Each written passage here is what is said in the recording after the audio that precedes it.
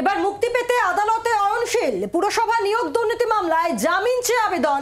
কলকাতা হাইকোর্টে আজ মামলা দায়ের করেছে অয়নশীল। আগামী 18 তারিখ আদালতে শুনানি হওয়ার সম্ভাবনা রয়েছে। এবার মুক্তি পেতে আদালতে অয়নশীল। পুরসভা নিয়োগ দুর্নীতি মামলায় জামিন চেয়ে আবেদন। কলকাতা হাইকোর্টে আজ মামলা দায়ের করেছেন অয়নশীল। আগামী 18 তারিখ আদালতে এই মামলা শুনানি হওয়ার সম্ভাবনা রয়েছে। অর্ণবাংশু রয়েছেন আমাদের সঙ্গে। অর্ণবাংশু আর আপডেট দেবে। অর্ণবাংশু, দেখো, অয়নশীল কলকাতা হাইকোর্টে আজকে জামিন চেয়ে আবেদন করেছেন। তিনি এই মামলাতে প্রায় 1 বছর হয়ে গিয়েছে তিনি কাস্টডিতে আছেন। তার বক্তব্য হচ্ছে যে এই মামলায় তার জামিন পাওয়ার যোগ্য, সেই কারণে কিন্তু পুরসভা নিয়োগ দুর্নীতি মামলায় প্রায় 450 পাতার একটা পিটিশন তিনি ফাইল করেছেন। যদিও এই মামলাটি হতে পারে আগামী 18 তারিখ।